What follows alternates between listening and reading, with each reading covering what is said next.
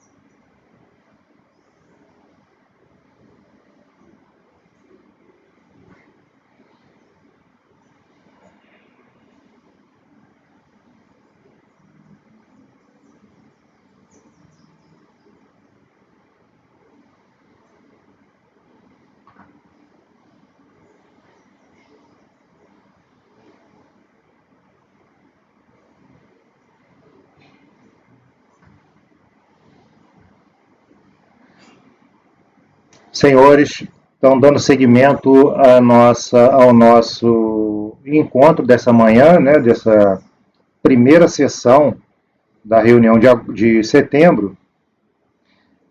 Não temos nenhuma sustentação oral ou acompanhamento agendado para esta manhã. Então, a gente vai dar seguimento ao julgamento dos nossos processos pela ordem que está definida na pauta, começando pelo processo número 1, processo do contribuinte Associação Beneficente Educacional e Cultural da Congregação das Irmãs de São João Batista e Santa Catarina de Sena. Processo final 2007-10, processo de minha relatoria.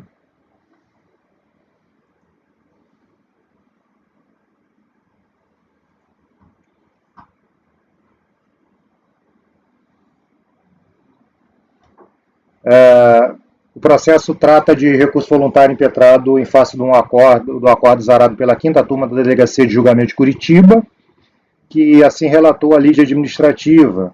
Foi lavrada a notificação de lançamento para a constituição de crédito previdenciário, parte patronal, inclusive RAT, e do crédito destinadas a entidades denominadas terceiros. O relatório fiscal explicativo do lançamento oferece as informações a seguinte informação, e aí nesse caso estou só apenas resumindo também o relatório da DRJ.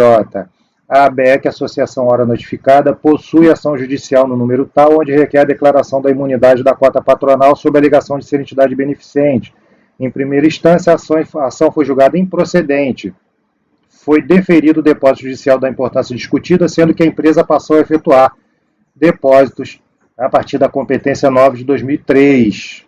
A apelação encontra-se pendente de julgamento TRF4 e em anexo está uma consulta no andamento no processo da petição inicial e da decisão que deferiu o depósito judicial.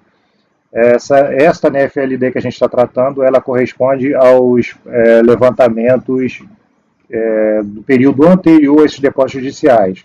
Então foram efetuados aqui alguns lançamentos.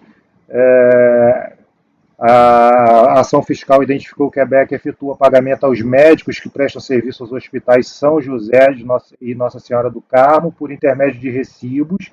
Por vezes, os recibos citam a ocorrência de repasse de honorários do Sistema Único de Saúde e de outros segurados da saúde e outras seguradoras de saúde.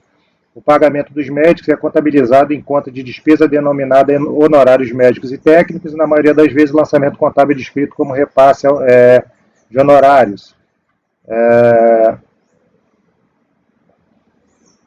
Houve ainda uma questão relacionada a segurados contribuintes individuais, porque não constatados todos os pressupostos da relação de emprego, como não eventualidade, subordinação jurídica, pessoalidade e onerosidade, dos médicos não plantonistas em relação aos hospitais São José e Nossa Senhora do Carmo, esses foram enquadrados como segurados contribuintes individuais.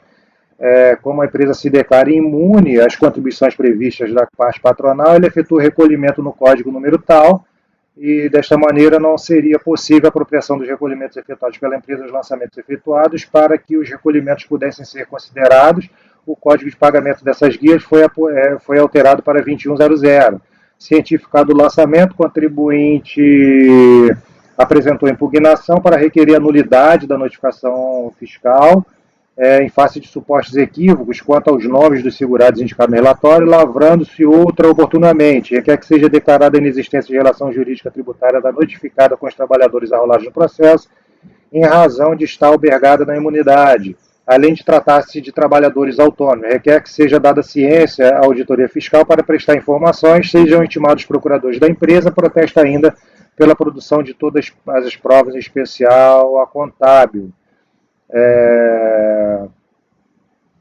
Aqui ela traz algumas alegações, a DRJ descreve algumas alegações e a partir dessa análise o processo foi baixado em diligência e cuja conclusão foi dada ciência ao contribuinte com reabertura de prazo e dentro do prazo legal a empresa requeriu a oitiva de pessoas envolvidas, enfim. Debruçada sobre os termos da impugnação, a Delegacia de Julgamento de Vitória exarou o acordo à hora recorrido em que julgou o lançamento parcialmente procedente, reduzindo a exigência fiscal lastreada nas conclusões resumidas. Então ela fala que diante da renúncia ao direito de discutir, ela, na esfera administrativa, ela não conheceu das matérias relacionadas à condição de entidade filantrópica e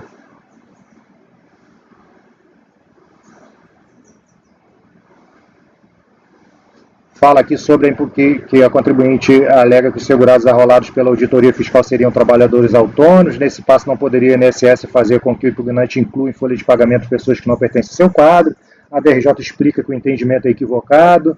A fiscalização da Receita Federal não detém competência para decidir sobre dissídios, controvérsias ou litígios decorrentes do vínculo trabalhista, mas este órgão e seus auditores fiscais têm competência para normatizar, arrecadar, lançar e fiscalizar os atos de recolhimento das contribuições previdenciárias.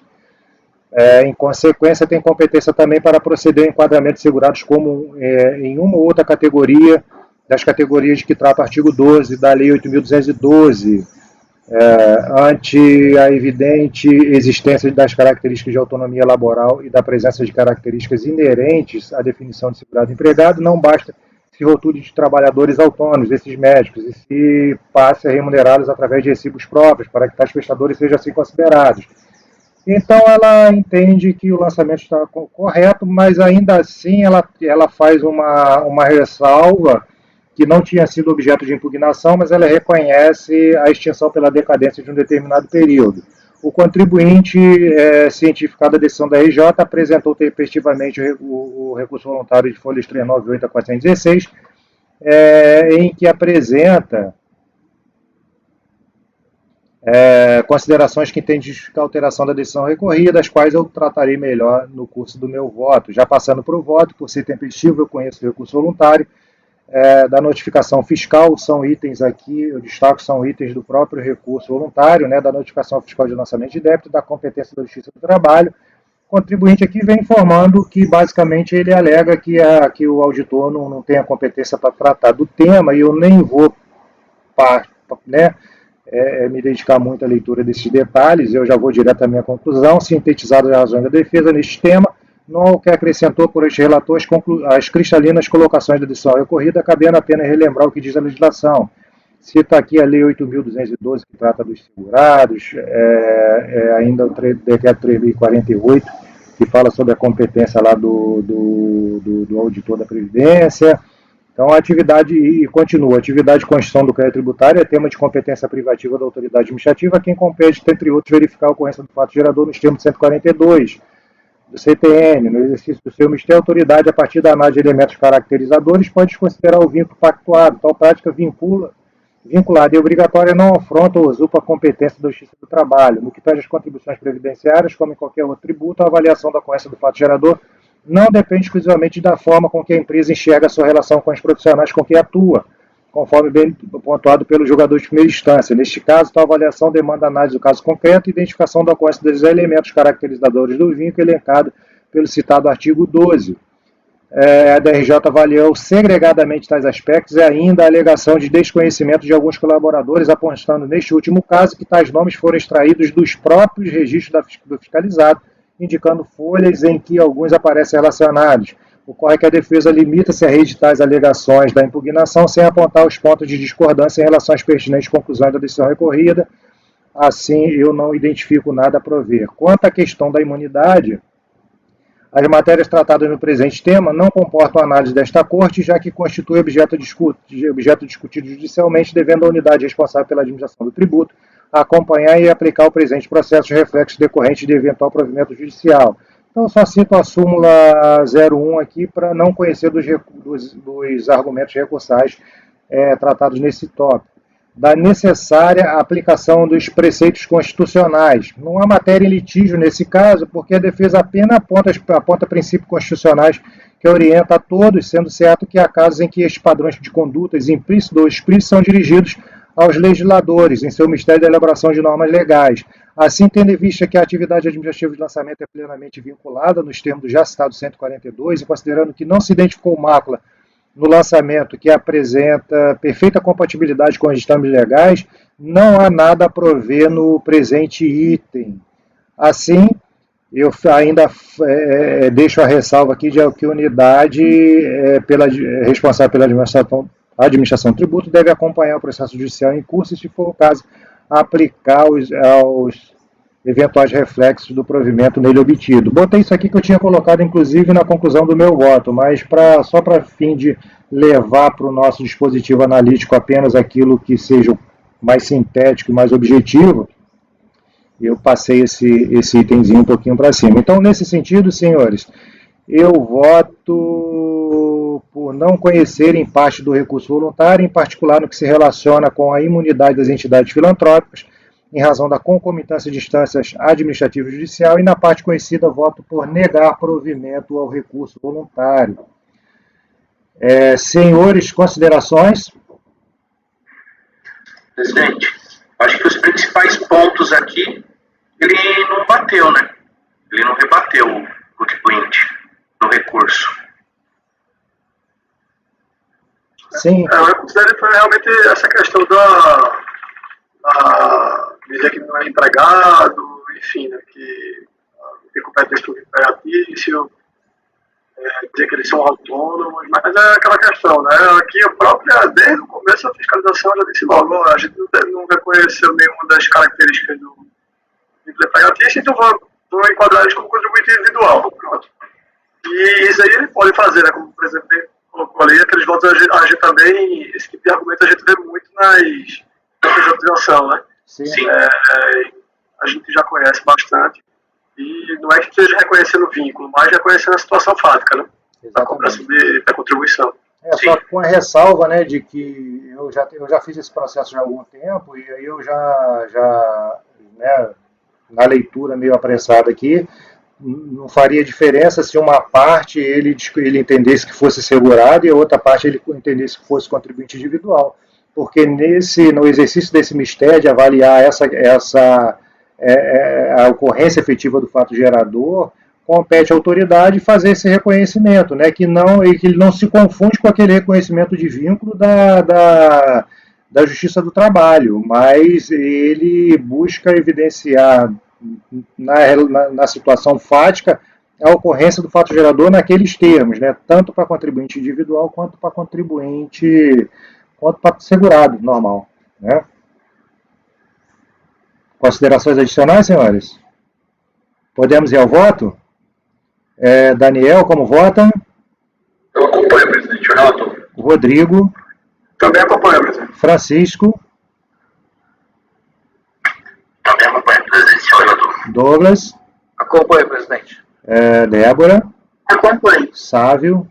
Acompanho. Marcelo. Acompanho. Ok, senhores. Então, para o processo número 1 da nossa pauta, da Associação Beneficente Educacional e Cultural da Congregação das Irmãs de São João Batista, o resultado é o seguinte: acordam os membros do colegiado por unanimidade de votos em não conhecer em parte do recurso voluntário, em particular no que se relaciona com a imunidade das entidades filantrópicas, em razão da concomitância de instâncias administrativa e judicial, na parte conhecida por unanimidade de votos, em negar provimento a recurso voluntário. Passemos ao processo item 2 da pauta, processo da Caixa de Assistência em Desempregados do Banrisul. Processo de relatoria do conselheiro Douglas. Por favor, conselheiro Douglas, fique à vontade. Tá, é um recurso voluntário da decisão da DRJ, que julgou procedente, em parte, o lançamento de contribuição previdenciária. Na verdade é que, contribuição previdenciária relacionada ao período ali indicado, o crédito foi constituído em ação fiscal desenvolvida junto ao contribuinte acima identificado, com a finalidade específica de analisar, apurar e cobrar as divergências apuradas através dos sistemas informatizados da Previdência Social no batimento entre os valores declarados pelo contribuinte, dos documentos, GFIP, e os valores efetivamente por ele recolhidos.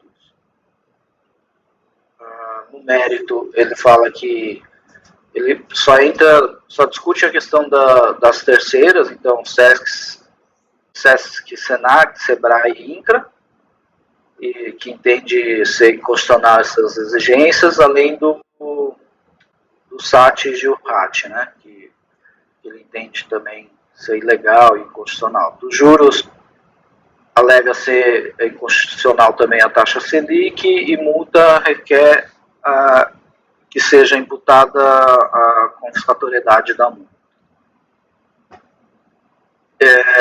Teve uma diligência, o processo foi convertido em diligência, para que fosse verificada essa questão do SAT e GILRAT, e no final aqui, em atendimento aos auditores fiscais responsáveis pelo lançamento fiscal, elaboraram planilha de folhas 283 e 286, demonstrando por competência e estabelecimento as informações declaradas pelo interessado em GFIP, quais sejam os códigos FPAS de terceiras, percentual de GILRAT informado, número de segurados empregados e de segurados contribuintes individuais. Os mesmos auditores informam que utilizaram no lançamento o código FPAS 515 para todos os estabelecimentos do sujeito passivo, pois foi o código informado pelo contribuinte nas GFIPs, e com relação à alíquota de 2% para o GILRAT, afirmam que, embora em algumas GFIPs tenham sido informados percentual diferente, o contribuinte está sujeito a essa alíquota, pelo fato do maior número de segurados empregados encontrar-se no estabelecimento do CNPJ 000172, cuja contribuição para o GILRAT é de 2%, conforme se verifica na planilha anexada. A decisão recorrida, ela aplicou a súmula vinculante número 8, então declarou a decadência do período, em relação ao período 1 de 99 a 2 de 2001. O contribuinte foi intimado da decisão e apresentou recurso voluntário alegando em síntese. Requer a declaração de nulidade por ausência de liquidez e certeza do crédito tributário lançado, ofensa ao princípio da estrita legalidade, o artigo 142, e quanto ao mérito, ilegalidade ou inconstitucionalidade da contribuição destinada ao SESC, SENAC, SEBRAE e INCRA, e contribuição para o seguro de acidentes trabalho SAT, inconstitucionalidade da fixação da taxa de juros e ilegalidade e legitimidade da multa confiscatória. Então, o presente recurso voluntário foi apresentado no prazo, a que se refere o artigo 33 do decreto, por isso conheço e passo a apreciá-lo.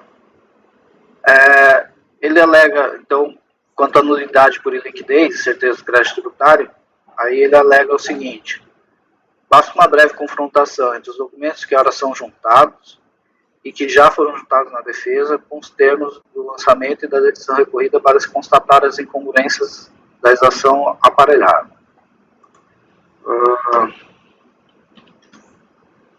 Apenas para efeitos de exemplificação, dentro de um lapso temporal de 5 anos, a hora recorrente pinga 6 competências nas quais restem escancarados os equívocos perpetrados pela fiscalização, se não vejamos. A competência 9 de 2001 não foi considerada a compensação feita pela entidade, razão pela qual o recolhimento efetuado está absolutamente correto. Nas competências 11 e 12 de 2002, houve indevida e consequente duplicação da base de cálculo da contribuição dos autônomos. A competência 4 de 2003, o cálculo não considerou 2 recolhimentos realizados pela CABEGES. Na competência 3 de 2005, novamente houve duplicação indevida e sem qualquer explicação da base de contribuição dos autônomos. E na competência 9 de 2001, relativo ao estabelecimento final 334, também não foi considerada a compensação efetuada pela entidade. Aí, o que eu falo? Por outro lado, conforme se verifica acima, as alegações foram genéricas e não demonstrou com exatidão quais teriam sido os erros apontados com os cálculos para justificar até mesmo a conversão em julgamento em diligência, que deveria ter sido feito pela hora recorrente é o cotejo dos documentos apresentados, relacionando-os com as inconsistências apontadas no lançamento feito. A simples juntagem de documentos e alegações genéricas não serve para abalar a legalidade do lançamento. E agora se discute, juntar documentos seu devido cotejo, ter o mesmo efeito de não comprovar nada, pois os julgadores não têm obrigação de ajudar a defesa nesse sentido. Ademais, se houvesse a devida comprovação dos erros, conforme ressaltado anteriormente, não tem efeito de anular o lançamento. No máximo, se tivesse devidamente comprovado, poderia reduzir aquilo que foi objeto da devida comprovação. Além disso, a afirmação de que no demonstrativo DAD do total devido em cada competência foram deduzidos os valores já recolhidos pela recorrente, estando em cobrança apenas as diferenças não recolhidas. Aí eu passo a falar das nulidades lá do artigo 59, então me dá esse destaque de fato. Destaque que não houve ato lavrado por pessoa ou autoridade incompetente, muito menos preterição do direito de defesa, até porque a alegação de erros veio em sede de recurso voluntário e não restou evidenciado aqui com a devida comprovação que pudesse abalar, ainda que parcialmente, o trabalho fiscal. Sendo assim, não prosperar toda esta alegação. Alega também ofensa ao princípio da estrita legalidade e ao artigo 142. Também não há que se falar em ofensa ao princípio da estrita legalidade e ao artigo 142 do CTN, tendo em vista que o lançamento observou os requisitos legais. As contribuições previdenciárias encontram-se fundamento de validade no 195, a incidência das contribuições sobre remuneração paga ou acreditada assegurados a seu serviço encontra previsão legal no artigo 11, parágrafo único, a linha A da Lei 8212, nominado no artigo 12, incisos 1 e 5, que define as categorias de assegurados obrigatórios da Seguridade Social, e artigo 15, inciso 1 da mesma lei, que dispõe sobre empregados considerados pessoa jurídica. As bases de cálculo do salário de contribuição previdenciária devido, como total das remunerações pagas, devidas ou acreditadas a qualquer título, aos segurados empregados, contribuintes individuais têm previsão legal, respectivamente nos artigos, na legislação 8212, na lei 8212,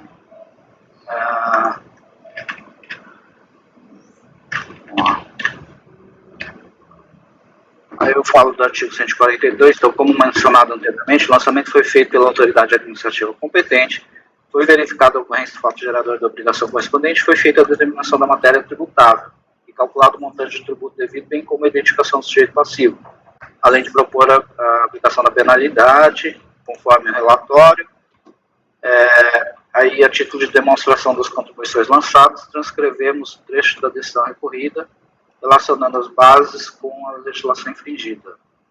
Então, a contribuição a cargo da empresa, artigo 22, inciso 1 da Lei 8212, alíquota de 20%, contribuição a GEORAT, prevista no artigo 22.2b da Lei 8212, alíquota de 2%, contribuições da empresa incidentes sobre a remuneração para os segurados contribuintes individuais, artigo 22, inciso 3, 8212, enfim, aí eu elenco a legislação do que foi destacado aí na decisão e nos autos.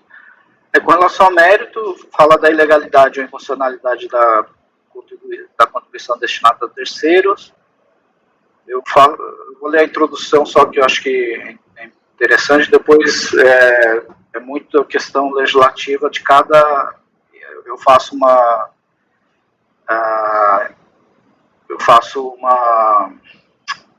análise de cada previsão legal para cada contribuição. Acho que isso eu vou deixar de ler para não cansá-los, mas então assim, o recorrente alega que é indevida a cobrança das contribuições destinadas ao SESC, SENAC e ao SEBRAE e ao INCRA, sob argumento de que não se beneficia da destinação dadas mencionadas contribuições.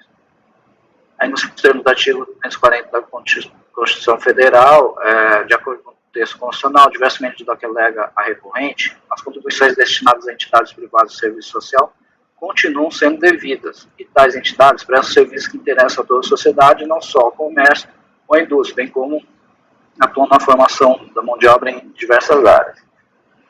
Não é a Previdência Social que determina a incidência das contribuições para terceiros, mas apenas arrecada e fiscaliza juntamente com as contribuições previdenciárias nos termos do artigo 94, parágrafo da Lei 8212, vigentes à época.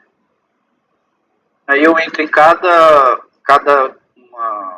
legislação de cada contribuição, eu vou deixar de lê-los para concluir. Como ressaltado anteriormente, tais contribuições foram instituídas por lei, não foram declaradas inconstitucionais ou consideradas ilegais, de modo que não procedem às alegações recorrentes. Aí, com relação ao SAT, a contribuição ao SAT, GEORAT, destinada ao financiamento dos benefícios concedidos em razão do grau de incidência de incapacidade laborativa, decorrentes dos riscos ambientais do trabalho, enquanto previsão legal no artigo 22.2 da Lei 8212 e artigo 202, anexo 5 do Regulamento da Previdência Social. Na época dos fatos, a legislação de regência determinava que considerava-se preponderante a atividade como maior número de segurados empregados e trabalhadores avulsos, ao contrário do que alega a recorrente, isso foi devidamente comprovado nos autos, que as atividades preponderantes estavam sujeitas à alíquota de 2%, aí eu transcrevo também trecho da decisão recorrida que faz esse destaque. E aí as outras questões seriam inconstitucionalidade da Selic e legitimidade da multa confiscatória. Eu estou aplicando o súmula 2 para esses dois pontos aí. Então, eu estou conhecendo o recurso voluntário e estou negando o provimento.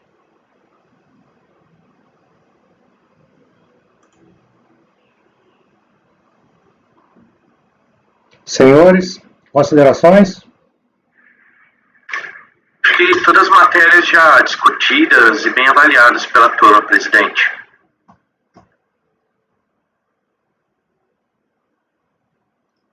A gente acaba pegando algumas coisas assim que elas demoram a aparecer, e aí numa gama muito grande de informações com que a gente lida aqui nos nossos julgamentos, muitos temas diversos.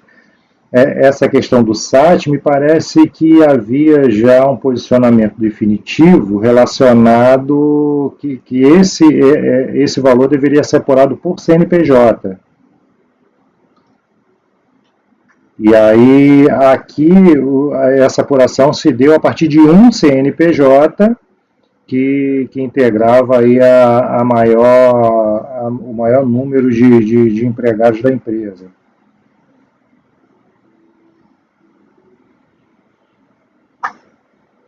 Você lembra, Daniel, detalhes sobre essa questão específica?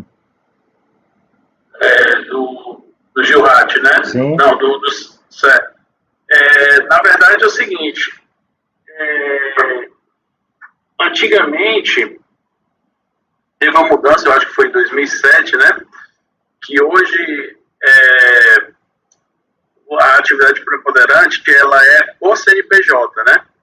Porque por estabelecimento, porque muitas vezes a empresa tem vários estabelecimentos, né? Antes não era computado dessa forma. Hoje é computado por estabelecimento, por CNPJ, e levando em conta a atividade preponderante, para calcular o grau lá, se é 1, 2 ou 3%. Então, se ela tem, digamos, 500 num estabelecimento, CNPJ X, por estabelecimento, CNPJ X, ela tem 500 pessoas lá na linha de produção sujeita a alíquota 3%, e tem 150 pessoas no escritório sujeita a alíquota de 1%, vai prevalecer a atividade preponderante lá da linha de produção 3%, né? Foi uma mudança aqui na legislação. Antes não estava a empresa como um todo. Hoje é específico por estabelecimento. Não, mas e aí, leva em conta essa atividade preponderante. Mas nesse caso, você não teria que ficaria uma alíquota para um estabelecimento e outra para o outro ou não? Exato. Assim, exato. Não é isso? Para cada estabelecimento, nesse caso, teria uma alíquota específica.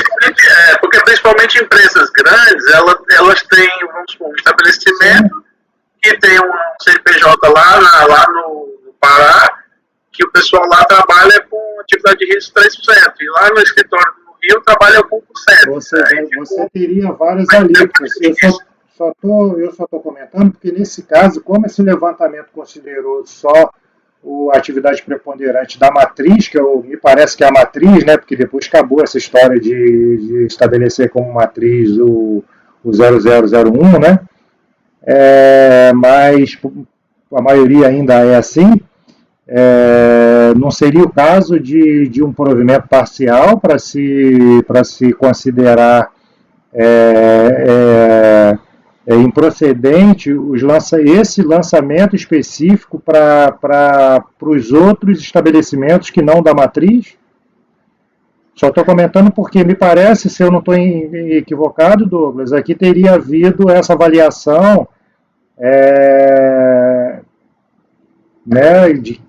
da quantidade, ou seja, a definição dessa alíquota a partir dessa avaliação do estabelecimento matriz, e não propriamente não foi feita isso por estabelecimento, né? Presidente, na verdade, na parte que eu transcrevi aqui do voto, da decisão recorrida aqui, e eu acabei não lendo, fala o seguinte, conforme esclarecimentos prestados pelos auditores responsáveis pelo lançamento, o estabelecimento matriz que ocupa na empresa o maior número de segurados empregados de todo o período,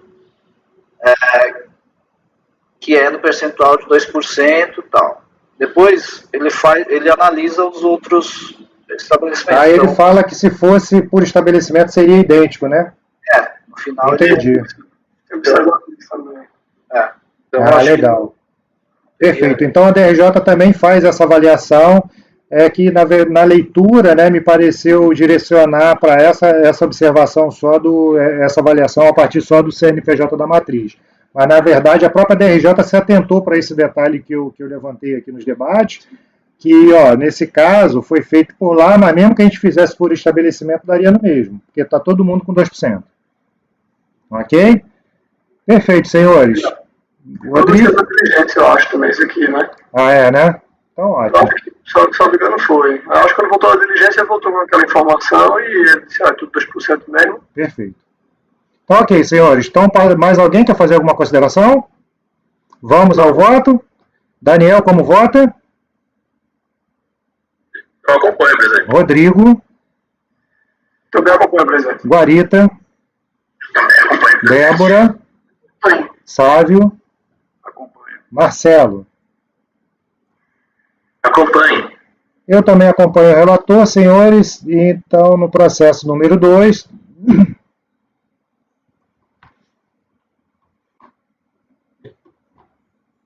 acorda os membros do colegiado por unanimidade de votos em negar provimento a recurso voluntário. É isso, conselheiro Douglas? Sim, presidente. Senhores, passemos ao processo 3, Schmidt. Um minutinho só para eu pegar ali o... Ok, enquanto isso a gente vai abrindo aqui o processo enquanto o conselheiro Rodrigo retoma aí a sua posição, a gente já vai abrindo o processo também de relatoria do conselheiro Douglas, processo final 2007-59, item 3 da pauta, Schmidt. É Irmos mesmo, o conselheiro Douglas? Irmos Calados Limitada? Deve ser Irmãos? Irmãos. Porque apareceu aqui Irmos na pauta, né? Então, imagino que seja Irmãos. Isso. Presidente, eu só peço licença também. Vou aproveitar que o Rodrigo deu uma saída. Ok. Eu vou rapidinho. Estamos aguardando aí.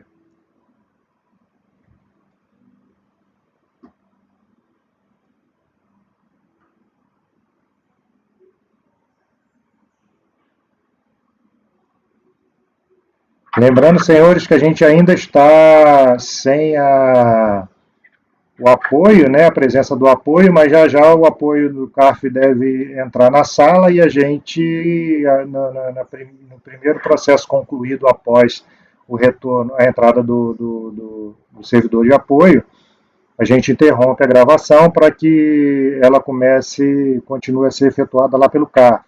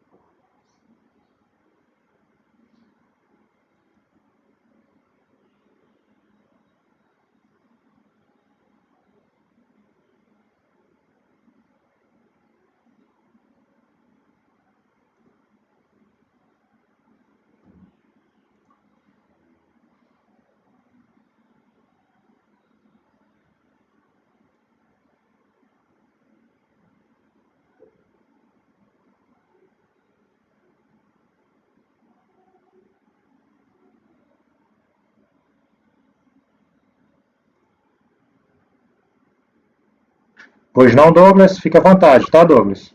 Todos apostos aguardando. Tá. É um recurso voluntário também, interposto da decisão da DRJ, que julgou procedente o lançamento de descumprimento de obrigação acessória relacionado ao período de apuração indicado. Trata-se de infringência do disposto no artigo 22, parágrafo 9 da Lei 8212, em razão da empresa Schmidt Irmãos Calçados ter repassado ao clube 15 de novembro, a título de patrocínio, no período de 2002 a 2004, sem efetuar a retenção percentual de 5% incidente sobre o valor bruto repassado. Esta infração é identificada no sistema informatizado da instituição, sob o Código de Fundamento Legal, CFL, número 83. Consoante no relatório fiscal da infração, as folhas 18, o uniforme dos jogadores do Clube 15 de Novembro tem estampado a marca Forchic, que corresponde a uma cola fabricada pela empresa FCC, fornecedora de componentes químicos e couros limitada. A FCC possui em seu quadro societário a pessoa física do Sr. Tovar Eliezer Schmidt e a pessoa jurídica Ed Participações, a qual possui como uma de suas sócias a empresa Schmidt Irmãos Calçado. A recorrente foi intimada, impugnou, alegando uma série de questões aí, na verdade, e a decisão recorrida manteve o auto tal como lavrado. E aí apresentou recurso voluntário e alegou em síntese da não organização do Clube 15 de novembro, na forma da Lei 9.615 de 98, e não caracterização dos valores a título de patrocínio. A infração decorrente dos presentes autos está consubstanciada no descumprimento da obrigação principal de deixar a empresa ou entidade que repassar recursos à associação desportiva que mantém a equipe de futebol profissional a título de patrocínio, licenciamento de uso de marcas e símbolos, publicidade, propaganda e transmissão de espetáculos, de reter para recolhimento percentual de 5% da receita bruta inadmitida qualquer dedução. Foi aplicada a presente multa nos seguintes termos. Através dos sistemas informatizados do INSS, não foi verificada a prática pela autuada de nova infração ao dispositivo da legislação dentro de 5 anos da data da decisão administrativa definitiva.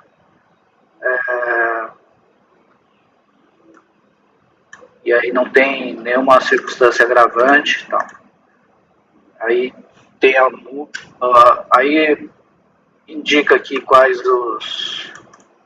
nas folhas 15, quais os autos de infração lavrados contra a empresa, e aí na FLD, aí eu, analisando aqui, da análise do quadro acima, na FLD que discute a obrigação principal, é de número 35772-957, dígito 9, corresponde ao processo administrativo 10552000326-2007-29, que restou decidido pela procedente do recurso voluntário com a seguinte emenda: contribuições previdenciárias, descumprimento de obrigação principal, patrocínio, não restando devidamente caracterizada a contrapartida em benefício da empresa, que repassa a verba à entidade desportiva, entende-se como doação e não patrocínio o dispêndio de tais valores. Sobre as verbas repassadas à entidade desportiva a título de doação, não incidem contribuições previdenciárias. Naqueles autos, a parte que julgou a demanda quanto ao mérito, importa aos presentes autos, foram levantados os seguintes argumentos pelo relator Marcelo Freitas de Souza Costa, que foi acompanhado por todos os conselheiros que participaram da sessão de julgamento. No mérito, insurge-se a recorrente contra o lançamento, aduzindo que os valores repassados ao Clube de Futebol 15 de novembro tratam-se de doações e não patrocínio, como entendeu a fiscalização. Dessa forma, temos que o patrocínio é a transferência definitiva e irreversível de dinheiro ou serviço, ou cobertura de gastos ou utilização de bens móveis ou imóveis do patrocinador, se a transferência de domínio pode ser dada a pessoas físicas ou jurídicas com ou sem fins lucrativos. Ao patrocinador é permitido divulgar sua marca. A doação, por sua vez, é a transferência definitiva e irreversível de dinheiro ou bens em favor de pessoas físicas ou jurídicas sem fins lucrativos. Em que pese o entendimento da fiscalização acerca da inter-relação entre a recorrente e a empresa FCC fornecedora, entendo que tal fato não tem o condão de caracterizar as verbas transferidas ao time de futebol 15 de novembro como sendo patrocínio pago pela recorrente para divulgar um produto da empresa FCC. Embora sejam empresas que atuam no mesmo segmento, cada uma possui produtos distintos. A marca Fortif, estampada no uniforme do time de futebol profissional do clube de 15 de novembro e objeto de patrocínio e encomenda, refere-se a um produto, no caso, uma cola fabricada pela empresa denominada FCC. Não vejo nenhum benefício tido pela recorrente com a divulgação do referido produto. Ademais, segundo constante dos autos, o recorrente sempre repassou valores ao time de futebol da cidade, mesmo após sair do Sr. Tovar Schmidt e da Ético Participações no quadro societário da FCC. Entendo que a única beneficiada com a divulgação do produto estampado na camisa do clube de futebol foi a FCC, sendo bastante plausíveis as afirmações da recorrente acerca do envolvimento da família com a agremiação. Ante exposto, volto no sentido de conhecer os recursos e negar provimento ao recurso de ofício, acolher a plena unidade de decadência. Então, dar provimento ao recurso voluntário para excluir o levantamento denominado doação doada. Aí eu concluo aqui por se tratar de multa pelo descumprimento da obrigação acessória decorrente de obrigação principal que não procede, o presente lançamento deve ser cancelado também.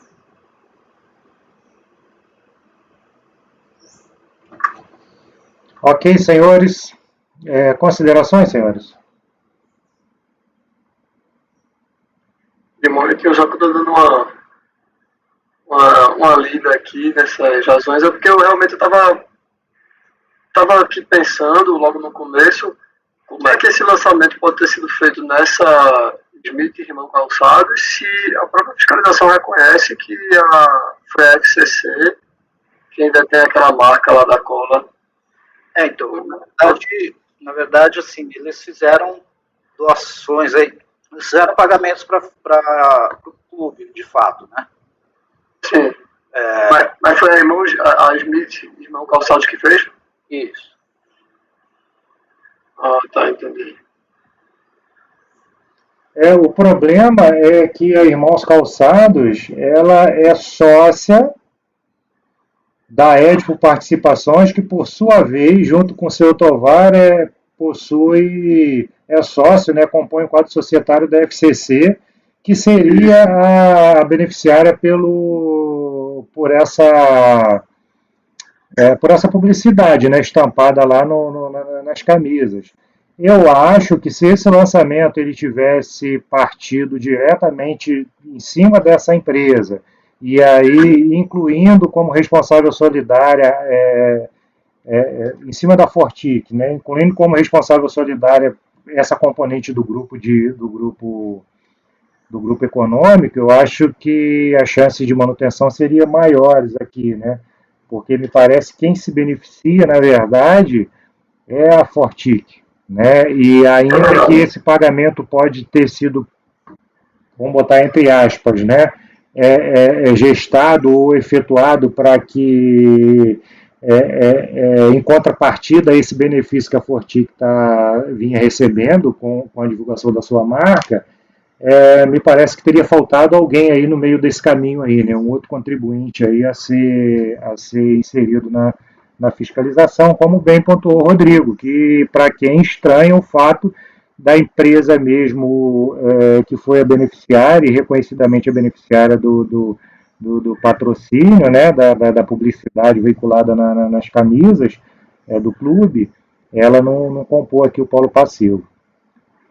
Senhores, considerações adicionais, o conselheiro Douglas, dando provimento ao recurso voluntário, seguindo a mesma tese já encampada por este Conselho Administrativo de Recursos Fiscais no julgamento de um outro processo administrativo decorrente do mesmo procedimento fiscal. Daniel, podemos ao voto então, senhores? Daniel, como vota? Eu acompanho, presidente.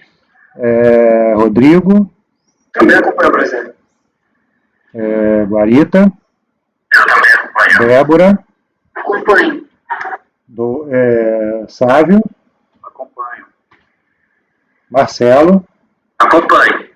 Eu também acompanho o conselheiro relator, então acordo aos membros do colegiado por unanimidade de votos em dar provimento ao recurso voluntário. Esse foi o resultado do processo 3.